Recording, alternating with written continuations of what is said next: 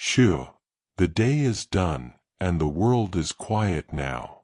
It's time to rest your eyes, slow your breath, and take a dreamy journey far away to the southern edges of the world, where mountains rise and plains stretch wide beneath skies of endless blue.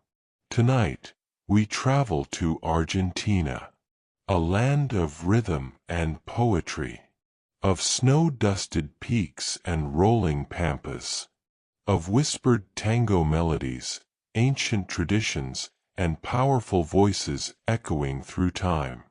From the first footsteps of early peoples to the rise of mighty empires, from the hopes of independence to the struggles of modern life, Argentina has danced with joy, wept with sorrow, and risen again and again, ever passionate, ever proud. So nestle into your pillows. Let the softness of sleep wrap around you like a cozy blanket, and together we'll drift through the long and lyrical story of Argentina, one gentle chapter at a time. Long before cities rose and borders were drawn, the land now known as Argentina slumbered beneath wide, endless skies. Its heartbeat was slow and steady, echoing through windswept plains, jagged mountain passes, and the misty depths of southern forests. This was a land shaped not by clocks or calendars, but by the timeless rhythms of the earth itself. The earliest known footprints here were left not by kings or conquerors, but by quiet, resilient wanderers. Some 13,000 years ago, perhaps even earlier, paleo-hunters roamed the Pampas and Patagonia. They moved in small groups, following the herds, the rivers, the stars.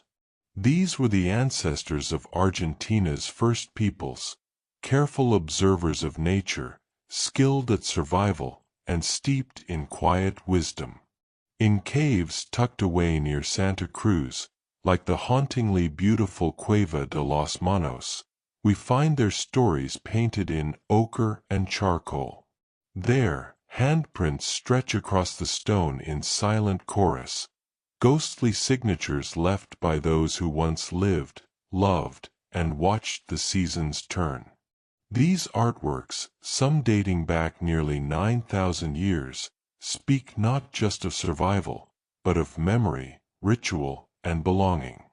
Across this vast land, many different cultures would emerge over the millennia. In the northwest, communities built terraced fields into the hills, mastering agriculture and living in harmony with the Andean terrain. Others crafted tools from obsidian, pottery from river clay, and ceremonial masks from bone and stone. They spoke different languages and honored different spirits, but all were deeply connected to the landscapes that nourished them. In the highlands, the Diaguita people learned to thrive among steep valleys and fast-running streams. Their knowledge of farming and ceramics would echo through generations.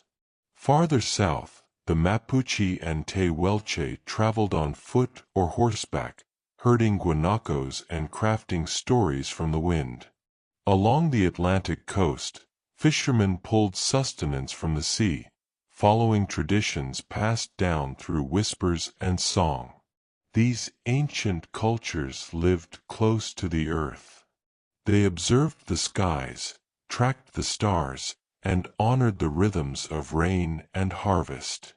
The land itself was sacred, alive with meaning. Mountains were not just rock, but ancestors. Rivers were not just water, but lifelines. Even the whispering winds carried stories, if you paused long enough to listen. Time moved gently in this era. There were no empires yet, no flags to wave, no names written on maps. Just people and nature, shaping one another across millennia. In their hands, fire flickered and food was shared. In their voices, lullabies and legends passed from mother to child beneath the Southern Cross. And so, in the quiet hush of ancient Argentina, the stage was set. A land of contrasts and connections. A place where glaciers and deserts, forests and plains, all met under one sky.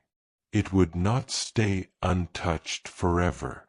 But here, in these distant beginnings, we find the root of something enduring, an echo of humanity's earliest footsteps, etched softly into stone, soil, and memory.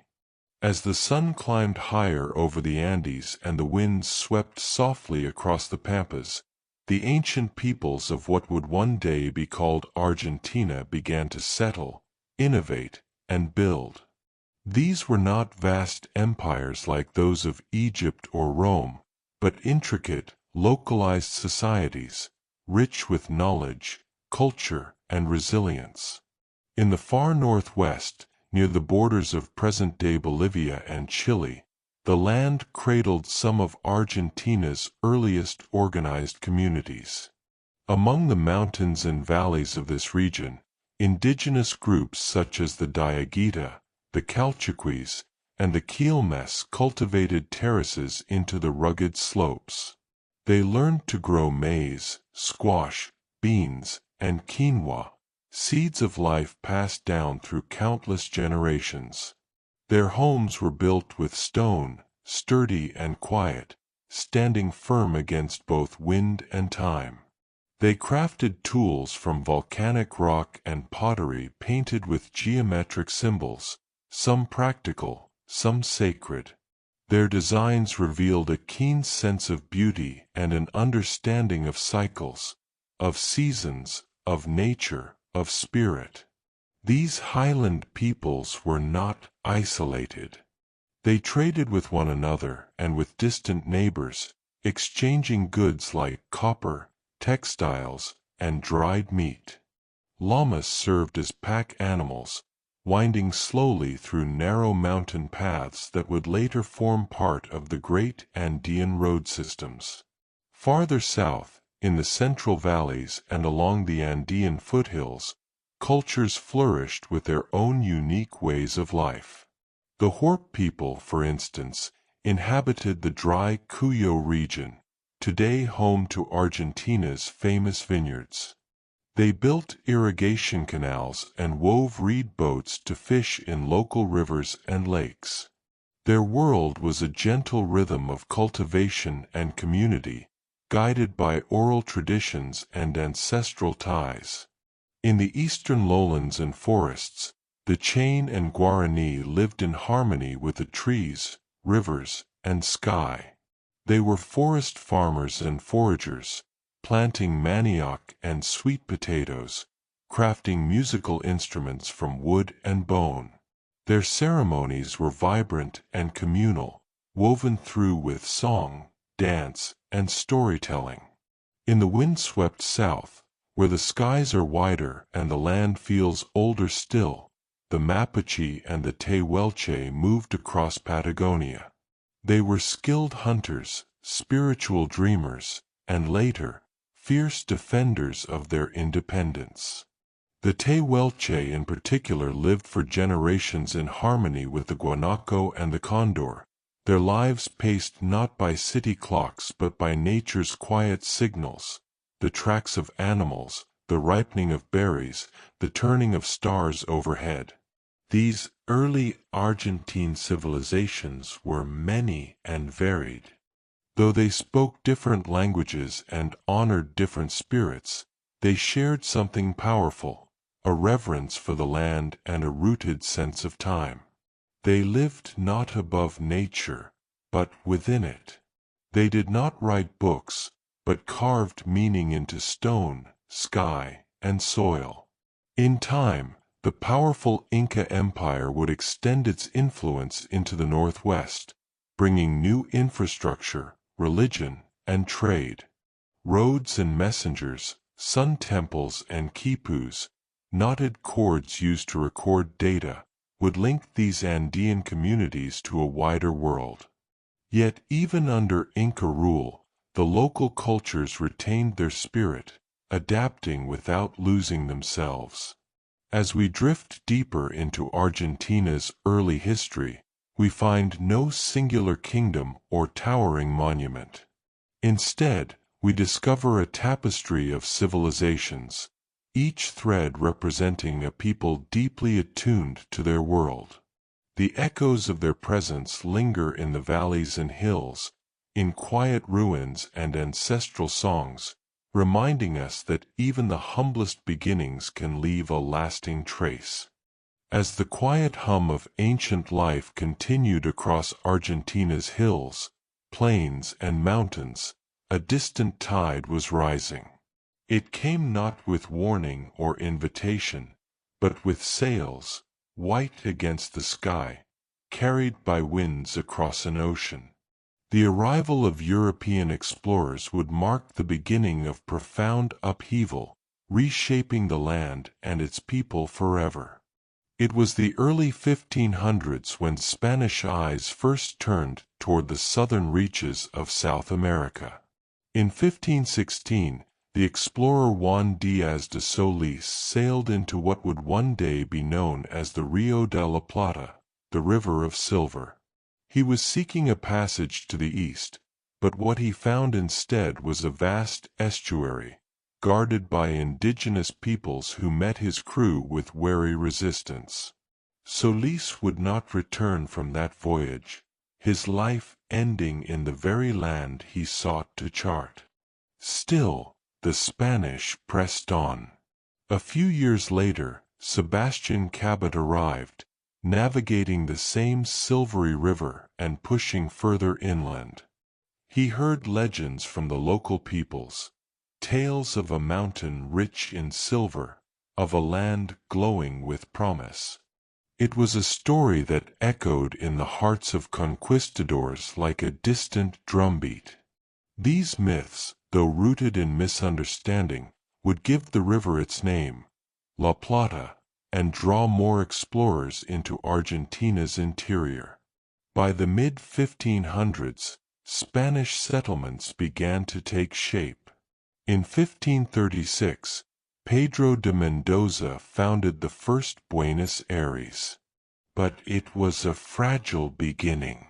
The local Querandese people resisted fiercely, and the settlement crumbled, its survivors fleeing to the safer interior.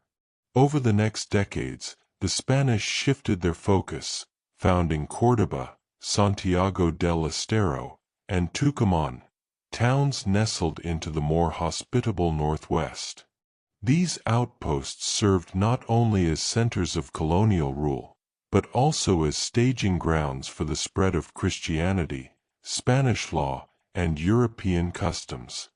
Missions and churches rose beside the adobe homes of indigenous peoples, bringing with them both hope and hardship. For the native cultures, the conquest was not swift but relentless. The Incas, who had extended their influence into the Andean Northwest just decades before, now found themselves caught between worlds, resisting the Spanish while already absorbing other foreign customs. Many indigenous groups were displaced from their lands, forced into labor through the encomienda system, or drawn into colonial society through conversion and assimilation. But the resistance never fully ceased. In the windswept south, the Mapuche and Tehuelche peoples stood their ground, retreating deeper into Patagonia rather than bowing to foreign rule. Fierce and nomadic, they adapted quickly to horses introduced by the Spanish, becoming legendary riders and warriors of the pampas. For centuries, they remained unconquered, their sovereignty respected even as empires rose and fell around them. The Spanish never found the mountains of silver they had imagined, but they did find a land rich in cattle, grain, and vast horizons. The Rio de la Plata region became a modest yet valuable frontier, linking the Atlantic to the Spanish stronghold in Peru. Outlaws, ranchers, priests, and soldiers all played a part in the colonial story. Some seeking fortune, others simply survival.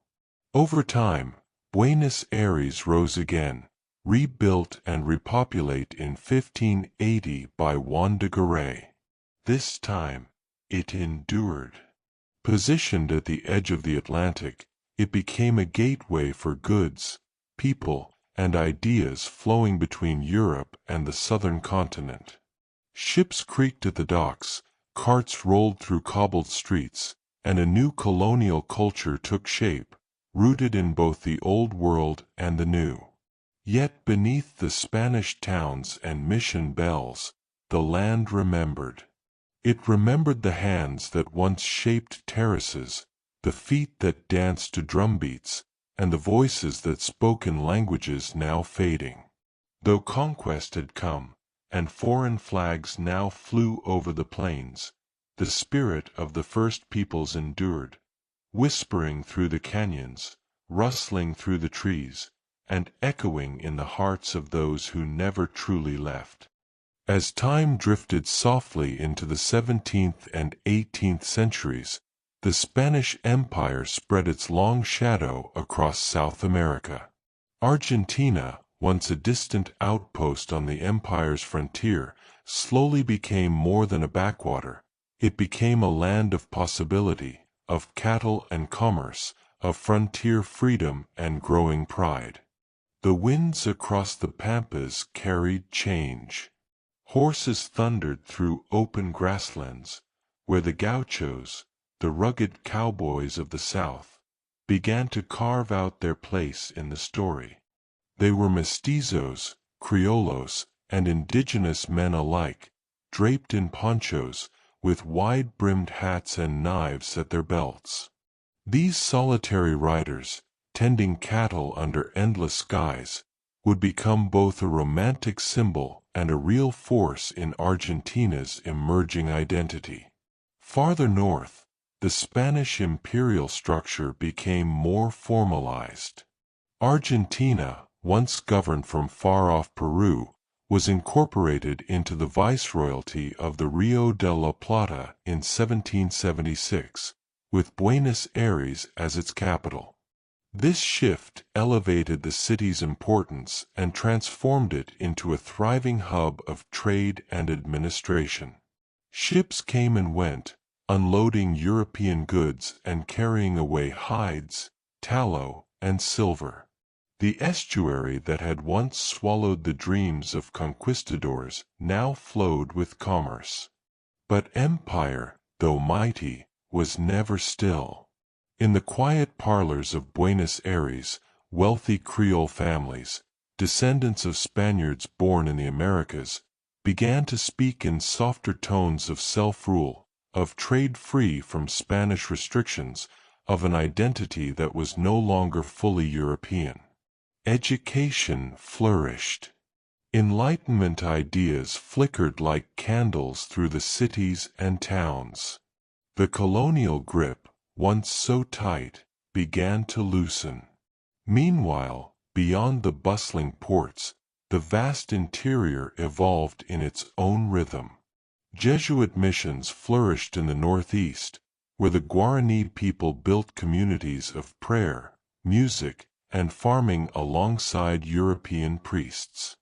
These missions became small empires of their own, peaceful, ordered, and deeply spiritual. But even these would not endure forever. In 1767, the Jesuits were expelled from Spanish lands, their influence swept away in a political tide they could not resist. As European powers jostled for dominance, Argentina's southern lands remained a rugged border. Spanish colonists slowly pushed into Patagonia and toward the Andes, establishing forts and trading posts. But expansion here was no easy task. The indigenous Mapuche and Tehuelche remained defiant, their knowledge of the terrain and mastery of the horse making conquest nearly impossible. To the empire's south, there was still mystery, wildness, and resistance. In the cities, a different kind of empire bloomed. The Criollo elite grew wealthier, developing powerful estancias, vast ranches where cattle roamed and fortunes were made. Laborers toiled on these lands, while their owners dined by candlelight and discussed politics over red wine.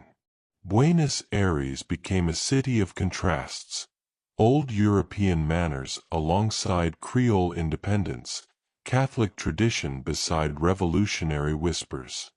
By the dawn of the 19th century, the Spanish Empire was beginning to tremble. Back in Europe, Napoleon's armies swept across the continent. In 1806 and 1807, British forces attempted to invade Buenos Aires, hoping to peel the colony away from Spain. They were met not by imperial soldiers, but by local militias, shopkeepers, farmers, and citizens who rallied to defend their city. Their success inspired a new confidence. Perhaps the time for empire was ending. Indeed, it was. The roots of expansion had also planted seeds of autonomy. Argentina had grown large and self-assured beneath the Spanish crown, but soon its people would begin to imagine life without it. A new era was stirring on the wind, one shaped not by the conquest of land, but by the struggle for identity, liberty, and self-rule. For now, the empire still stood. Its cathedrals cast long shadows, its governors signed official decrees, and its flags waved in the coastal breeze. But beneath it all, beneath the cattle herds, the mission bells, the colonial courts, a new Argentina waited quietly, ready to rise. In the hush between empires and independence, a quiet storm gathered. Argentina, once a distant corner of Spain's sprawling dominion, had grown restless. The echoes of Enlightenment ideas drifted through drawing rooms and cafes, while farmers and soldiers alike began to question the power that came from across the ocean. The first true sparks of resistance flickered in 1806. As Europe wrestled with Napoleon's ambitions, British forces saw an opportunity to pry South America from Spanish control. They sailed into the Rio de la Plata and marched on Buenos Aires. But what they found was not a passive colony. It was a city ready to defend itself. Local militias formed in haste, led by ordinary citizens, and together they repelled the invasion not once, but twice. These victories stirred something deeper. The people had defended themselves without help from Spain. The Criollos, those born in the Americas of Spanish descent, saw the possibilities more clearly now. They no longer needed distant kings or appointed viceroys. Argentina could stand on its own. In 1810, news arrived that the Spanish king had been deposed by Napoleon. The empire, already strained, teetered on the edge. In Buenos Aires, revolutionary leaders took a bold step. They deposed the viceroy and formed their own governing council, the Primera Junta. It was not yet full independence, but it was a break, a declaration that authority could come from within. The May Revolution, as it came to be known, was not a single act but the beginning of a long, winding struggle. Across the countryside, loyalties split. Some towns supported the new order. Others remained faithful to the Spanish crown. Civil war loomed in the shadows, while a broader war for independence ignited. Among the revolutionaries, one name would shine brighter than most: José de San Martín. A former officer in the Spanish army, he returned to his homeland and joined the cause for freedom. He trained a disciplined army, and led them across the towering Andes, a journey as daring as it was grueling. With the help of Chilean allies, he defeated royalist forces and marched north to aid Peru's liberation. Though San Martín would eventually step aside, his role in Argentina's emancipation was undeniable. He, along with Manuel Belgrano, another revolutionary general and the creator of Argentina's sky blue and white flag, helped forge a national identity, one stitched together by struggle, sacrifice, and dreams of a republic. Yet, even after Spain's hold was broken, peace did not come easily. The question of who should lead, and how, divided the country. On one side stood the Unitarians, who wanted a strong central government based in Buenos Aires. On the other, the Federalists, who sought autonomy for the provinces. Into this fray stepped Juan Manuel de Rosas, a wealthy landowner and Federalist who would dominate Argentine politics in the mid-1800s. His rule was marked by control and coercion. He demanded loyalty and punished dissent. His image adorned buildings, and even church prayers were rewritten to bless his name. Some saw him as a stabilizer, others as a tyrant. Opposition to Rosas grew steadily, and in 1852 he was overthrown by Justo José de Urquiza. From this upheaval came a new beginning, a constitution adopted in 1853, modeled after that of the United States. Though Buenos Aires resisted at first, it eventually joined the Union, and the Republic of Argentina took form. But rebellion, in Argentina, was never simply about governments. It was also about the soul of the land. The indigenous peoples, especially in Patagonia and the Chaco, resisted encroachment for generations. Their rebellions were not against a crown, but against dispossession, against the steady march of settlers and soldiers who claimed the land as their own. The so-called conquest of the desert in the late 19th century, a campaign to subdue and remove these communities, remains one of the nation's most painful and controversial chapters. Resistance had many faces. It wore the uniform of a soldier crossing the Andes. It hid behind the curtains of a printing press spreading revolutionary pamphlets. It rose in the silent defiance of indigenous chiefs defending sacred ground. And through each act of rebellion, Argentina inched closer to defining itself, not as a colony or collection of provinces, but as a nation forged in fire, vision, and will. Every country has its crossroads, those quiet or chaotic moments when the course of its history shifts. For Argentina, a land of sweeping pampas and whispered revolutions, the turning points came like sudden gusts over an open plain, sometimes stirring hope, other times bringing sorrow.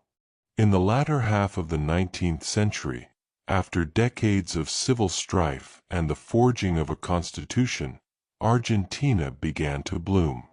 Waves of immigrants arrived, Italians, Spaniards, Germans, Jews, Syrians, all drawn by the promise of land and opportunity.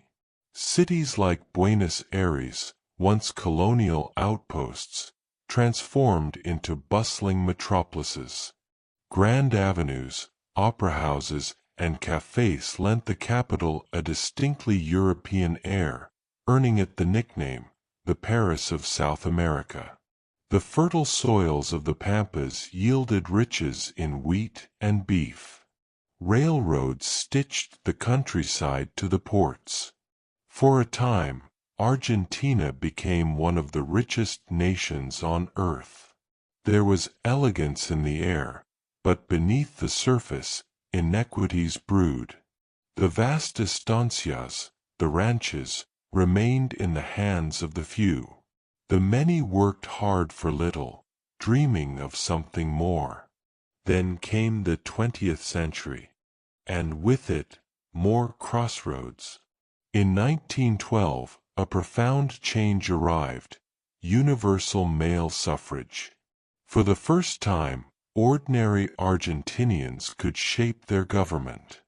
In 1916, Hipólito Yrigoyen was elected president, marking the rise of the radical civic union and a more inclusive vision of democracy. But progress proved fragile. The military, always watching from the wings, grew restless.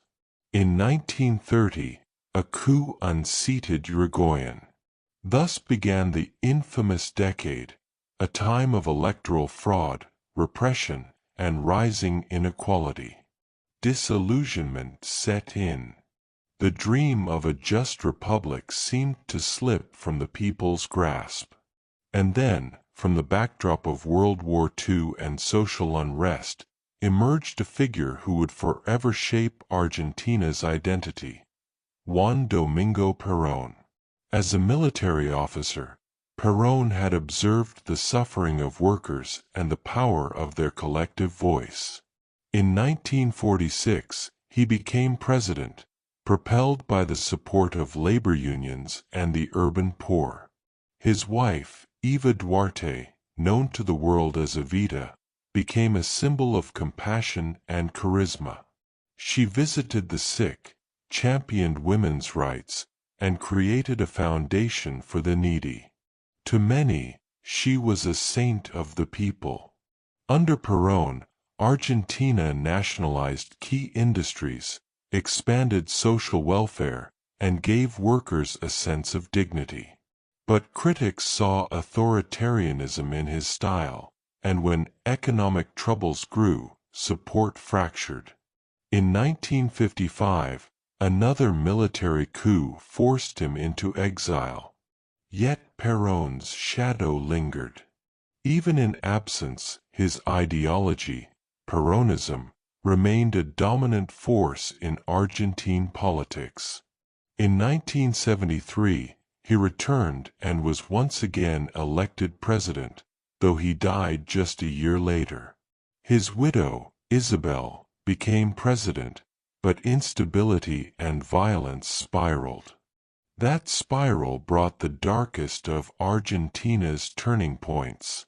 In 1976, the military seized power in a brutal coup. What followed became known as the Dirty War. The junta, claiming to fight terrorism, unleashed a campaign of fear. Thousands of citizens, students, teachers, journalists, and everyday people were disappeared. They were taken from their homes, never to return. Mothers and grandmothers marched silently in Buenos Aires' Plaza de Mayo, holding photos of their missing children. Their white headscarves became emblems of grief and resistance.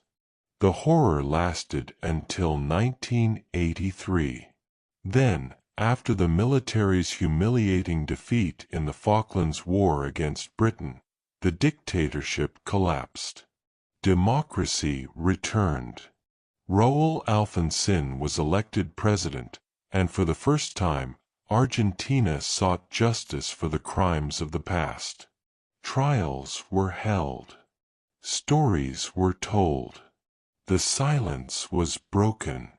In the decades that followed, Argentina faced more crossroads: economic collapses, IMF interventions, currency crashes, and recoveries. In 2001, a devastating financial crisis saw the country default on its debt. Banks froze accounts. Protests filled the streets. Yet again, the people demanded change. Out of that chaos came resilience. Argentina began to rebuild. Social programs expanded, new leadership emerged, and past wounds were examined with care and courage. Through it all, the spirit of resistance remained, not as defiance alone, but as a quiet resolve to keep moving forward. These turning points, moments of glory and grief, are woven into Argentina's soul. They shaped its politics, its people, and its poetry. And though history seldom offers easy paths, Argentina has always found a way through. Guided by memory, by music, and by the enduring dream of a better tomorrow. Beyond the grand revolutions, sweeping plains, and echoing speeches, the true spirit of Argentina has always resided in its people. Their laughter, their loss, their longings. From poets and peasants to mothers who marched and musicians who sang, Argentina's story is etched in countless voices, each one a quiet ripple in the country's unfolding tale. In the heart of Buenos Aires, on cobbled streets beneath the amber glow of street lamps, tango was born. It wasn't crafted in royal courts or concert halls, but in the crowded corners of working-class neighborhoods, where immigrants from Italy, Spain, Africa, and the Middle East met and mingled. With melancholy melodies and intimate steps, tango became the voice of yearning, of people who had traveled far and lost much, yet still danced. Carlos Gardel, with his smooth voice and sorrowful lyrics, became the soul of tango. To hear him sing, El Dia que me quieres, is to feel time slow, to hear the pulse of a nation seeking comfort through music. Even today, Gardel's image gazes out from murals and cafes, reminding all that Argentina's rhythms come not from power, but from the heart. The people's voices found another outlet in literature. Jorge Luis Borges, with his philosophical tales and labyrinthine dreams, crafted stories that seemed to stretch across time itself. His work gave language to the intangible, the thoughts that flicker in silence. For Borges, Argentina wasn't just a place. It was a mirror, a puzzle, a question forever unfolding. In the countryside, the voice of the gaucho still echoes. These rugged horsemen of the pampas became folk heroes, symbols of freedom and rebellion.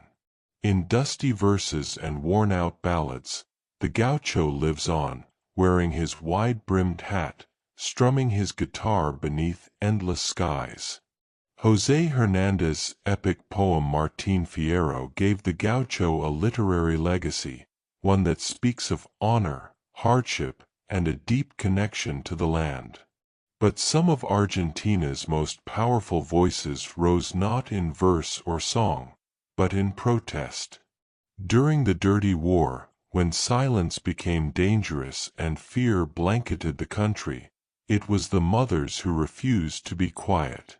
The Madres de Plaza de Mayo, wearing white scarves and holding faded photographs, marched week after week, asking a simple, devastating question: where are our children? They became the conscience of a wounded nation. Their strength, born not of rage but of relentless love, inspired generations. In time, their movement grew to include grandmothers, the abuelas de Plaza de Mayo, who searched for missing grandchildren born in secret during captivity. Their voices demanded truth and memory, not vengeance. And through DNA testing, many stolen identities have been restored. The quiet persistence of these women became one of Argentina's greatest moral triumphs. In Argentina, the people's voices are often raised in cacerolazos, the banging of pots and pans in the street, a chorus of protest from balconies and plazas. It is a uniquely Argentine form of dissent. No slogans, no weapons, just the rhythmic clang of ordinary lives refusing to be ignored. But these voices are not only of protest. They are of hope, too. In classrooms, children recite poetry by Alfonsina Storni, a woman who challenged patriarchal norms with her lyrical strength. In theaters, actors perform works that reflect society's struggles and dreams. On soccer fields, chants echo not just for teams, but for national pride. When Diego Maradona scored his fabled goal of the century in 1986, it wasn't merely a sporting feat, it was a moment of collective joy, of a people rising as one. The people of Argentina have always embraced conversation, asado gatherings around open flames, late-night discussions over mate tea, whispered dreams under starry skies. Their voices may tremble, or sing, or laugh, or cry, but they are always present, always shaping the soul of the land. And so, when we speak of Argentina's history, we do not only remember the presidents, the generals, or the treaties. We remember the street musicians on Corrientes Avenue, the grandmothers with photographs pressed to their hearts, the gauchos beneath the moonlight, the dancers lost in tango's embrace. Their voices are soft but strong, quiet yet enduring. They are the breath beneath the anthem, the ink beneath the poetry, the wind through the wheat fields. They are Argentina. As the 20th century drew to a close, Argentina stood at a crossroads. The dreams of earlier decades had flickered with promise: industrial growth, democratic reforms, cultural flourishing. Yet beneath it all, tremors of uncertainty rippled through the land. And in the dawn of the 21st century, those tremors would swell into waves of hardship. In 2001, Argentina faced one of the most severe economic collapses in its modern history. After years of financial mismanagement, soaring debt, and an unsustainable currency peg to the US dollar, the country's economy unraveled almost overnight. Banks shut their doors. People's savings vanished. Unemployment soared. And food, once abundant, became a daily worry for many. Amid the turmoil, 5 different presidents took office in less than 2 weeks. Streets filled with protesters, banging pots and pans in the cacerolazos that had become the voice of the frustrated. Tear gas hung in the air as crowds gathered at the Plaza de Mayo, once more, the heart of the people's resistance. In these moments, Argentina wasn't just facing an economic crisis. It was grappling with a deep loss of trust. But from this hardship, resilience took root. The piqueteros, unemployed workers, organized themselves into social movements, blocking roads to demand food, work, and dignity. Bartering clubs formed as money lost its meaning. Neighborhood assemblies sprouted in Buenos Aires, giving rise to a new form of grassroots democracy. And through it all, art and music responded. Murals bloomed across concrete walls, painted with scenes of struggle and hope. Independent films told stories of the forgotten.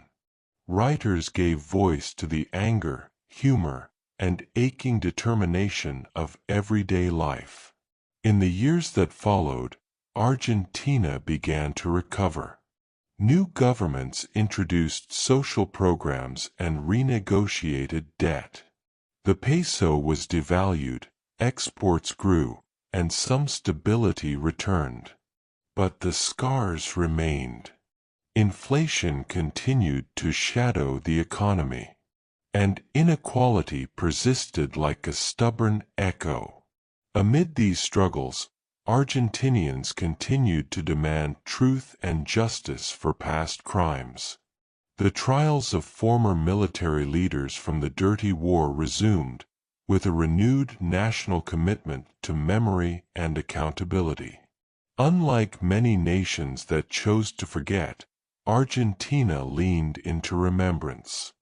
One of the most powerful symbols of this came from a woman named Estela de Carlotto, leader of the Abuelas de Plaza de Mayo. After more than 3 decades of searching, she was reunited with her grandson, stolen at birth during the dictatorship. Their embrace became a quiet triumph of love over silence, of time bending gently toward justice. In more recent years, Argentina has faced new challenges: deepening debt crises, political polarization, and global pressures. The COVID-19 pandemic added fresh weight to an already heavy load, straining hospitals and upending daily life. And yet, even in this, the spirit of the people held firm. Doctors and nurses took to balconies in silent fatigue. Volunteers delivered food to vulnerable neighborhoods. And artists live-streamed tango concerts from empty halls, offering music to homes filled with worry. Politically, the country has swung between left and right, Peronist and liberal, with debates often fierce, but participation always passionate. Democracy, though strained, continues to be fiercely defended. Environmental concerns have also entered the national consciousness. From the melting glaciers of Patagonia to the fires in Córdoba's hills, Argentinians are now raising their voices for sustainability, urging protection of their country's breathtaking landscapes. And alongside these national struggles, social movements have gained strength. The Ni Una Menos movement, led by women demanding an end to gender-based violence, sparked not only national but global conversations. Young people, marching with green handkerchiefs, helped legalize abortion in 2020 after years of tireless advocacy, a historic moment in Latin America. These modern struggles do not define Argentina, but they do reveal its essence: a nation that endures, evolves, and believes that even in hardship, there is the possibility of dignity. Through economic storms, political shifts, and pandemic quiet, the people of Argentina have whispered, sung, shouted, and marched, always moving forward, never forgetting the past. Their struggle is ongoing, but so is their strength. And as the sun sets over the pampas and city lights flicker awake, Argentina stands, worn but unbroken, writing its next chapter, one voice at a time. As the evening settles gently over Argentina, the landscape hums with quiet variety. From the southern reaches of wind-carved Patagonia to the humid jungles of the north, Argentina today is a nation of contrasts, rich in beauty, layered in complexity, and alive with motion. Buenos Aires, the capital, stands as both heartbeat and mirror of the country's soul. It's a city where European elegance brushes against Latin American vibrance. Cobblestone streets in San Telmo echo with tango melodies, while in Palermo, modern cafes buzz with the energy of young thinkers and digital entrepreneurs.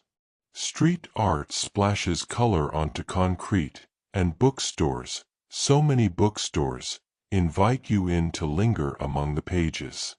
The spirit of the people, known as porteños in the capital, is warm, expressive, and often philosophical. Conversations drift easily toward politics, football, literature, or the meaning of life, usually over strong coffee or a shared mate, the bitter herbal drink passed from hand to hand like a ritual of connection. Beyond the capital, the land unfurls in great, sweeping gestures. To the north lies the province of Salta, with its crimson canyons and colonial towns. In the rainforest of Misiones, the mighty iguazu falls thunders over jungle cliffs, a spectacle of mist and sound that astonishes all who see it. The subtropical heat there gives way to fertile plains, the pampas, Argentina's agricultural heart, where wheat waves in the breeze and cattle graze beneath wide skies. Here, the gaucho tradition still survives, not as a relic, but as a living way of life. These skilled horsemen, once romanticized in poems and songs, continue to tend the land and ride beneath stars in a country that still holds space for its old rhythms. Further south, Patagonia stretches toward the Antarctic winds, raw, rugged, and breathtaking. Glaciers crack and groan in Los Glaciares National Park. Whales breach in the icy waters off Peninsula Valdez. And in the far reaches of Tierra del Fuego, the city of Ushuaia quietly claims its title as the southernmost city on earth, perched between mountains and sea. To the west, the Andes stand watch, a backbone of stone and snow. In Mendoza, vineyards thrive in the shadow of Aconcagua, South America's tallest peak. Malbec grapes ripen in the high-altitude sun, and winemakers greet visitors with open arms and earthy reds. But Argentina today is not only a story of landscapes. It is a country continually negotiating its past and present, struggling with inflation, debating its political direction, and searching for social balance. The peso remains volatile. Economic inequality, though eased in some years, remains a concern. Yet despite these challenges, a quiet resilience winds through the daily lives of Argentinians. Technology hubs are sprouting in Córdoba and Rosario, where young engineers and designers build digital futures. Renewable energy projects, like wind farms in Patagonia and solar plants in Jujuy, signal a growing commitment to sustainability. Education is a national priority, and public universities remain free, a rare legacy that fuels generations of thinkers, artists, and professionals. Argentina continues to prize its intellectual traditions. Its people read. They write. They discuss. They engage. The nation's culture still pulses with creativity. From rock nacional to trap music, from telenovelas to art house cinema, from stadiums packed for football to bookstores hosting late-night readings, Argentina celebrates expression in all forms. Football remains a national passion. From the muddy fields of rural villages to the glowing lights of massive stadiums, young players dream of following in the footsteps of Diego Maradona and Lionel Messi. Their stories are not just about sport, but about belief. The idea that talent, when paired with heart, can lift a nation. Argentina also holds space for memory. Museums, plazas, and street corners bear quiet witness to the disappeared, the mothers and grandmothers who continue to march, and the insistence that truth matters. And in recent years, the country has taken bold steps in human rights, gender equality, and social justice. The legalization of same-sex marriage in 2010, followed by the legalization of abortion in 2020, placed Argentina at the forefront of progressive change in Latin America. From the Andes to the Atlantic, from ancient forests to bustling metropolises, Argentina today is a land in motion, resilient, questioning, expressive, and awake to its own contradictions. It carries with it all the memories of its past, and all the hope of what it might still become. As night falls, and tango music floats softly from an open window, the land seems to whisper a lullaby. melancholy, proud, and unmistakably Argentinian. As a hush falls across the Argentine night, the future glimmers softly on the horizon, like distant stars over the pampas, quietly waiting to rise. Argentina, a land of deep feeling and fierce beauty, looks toward tomorrow with a mixture of humility and hope. It has endured much, dreamed greatly, and risen often from the weight of hardship. Now, it moves forward once more, guided by memory, driven by passion, and lifted by the dreams of its people.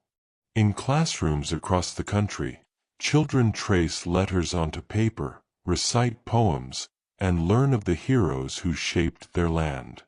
They dream of being scientists, musicians, engineers, athletes.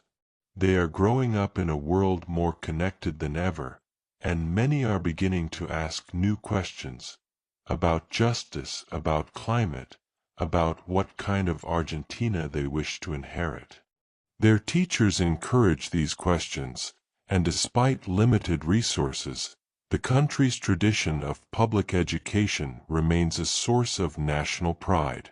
In its free universities, students still gather under shade trees to debate philosophy and politics, to write new songs, to build new futures.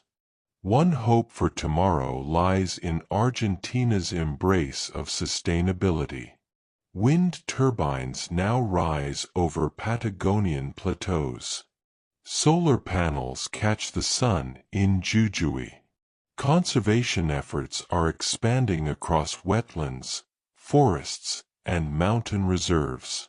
Farmers experiment with cleaner methods. Environmental activism grows louder, especially among the young. And even as the country continues to rely on traditional industries, the shift toward renewable energy is slowly taking root. Another source of hope lives in the creativity of Argentina's people. From literature to cinema, from street murals to digital design, the country's artists and storytellers continue to speak with passion and soul. Their voices echo across languages and borders, reminding the world of Argentina's unique rhythm, its poetry, its pain, and its power. Technological innovation also fuels cautious optimism. In cities like Buenos Aires, Rosario, and Córdoba, startups are reshaping the digital landscape. Entrepreneurs build platforms, apps, and solutions for a modern world, drawing from the country's strong tradition in science and engineering. In laboratories and co-working spaces, small teams dream big, proof that even in difficult times, invention does not sleep. Social movements, led by women, by youth, by indigenous voices, continue to challenge old structures and demand better. These are voices that seek dignity, equality, and recognition. While the journey is far from over, their persistence hints at an Argentina more just, more inclusive, and more united in its diversity. Argentina's future, like its past, will not be without turbulence. The economy may stumble. Politics may shift. And the weight of history will always tug gently at the national heart. But beneath it all, there is resilience. There is the strength of the abuelas, the grandmothers, who march still, hand in hand, for truth and memory. There is the laughter of children on dusty village roads and the songs of teenagers riding the subte beneath Buenos Aires. There is the echo of tango in candlelit halls, and the steady thump of a soccer ball bouncing down an alley at dusk. These are the quiet promises of tomorrow. And though the path ahead may wind and wander, Argentina will walk it with the same spirit that has always carried it through, bold, expressive, and filled with longing. So let us close our eyes now and imagine that road ahead. Imagine wide skies, golden plains, snowy peaks. Imagine laughter, invention, recovery, and joy. Imagine a nation humming with stories yet to be written. Because in Argentina, hope is never far away. It lives in the land, in the people, and in the silence between two chords of a guitar. And tonight, that hope watches the stars and waits patiently for dawn.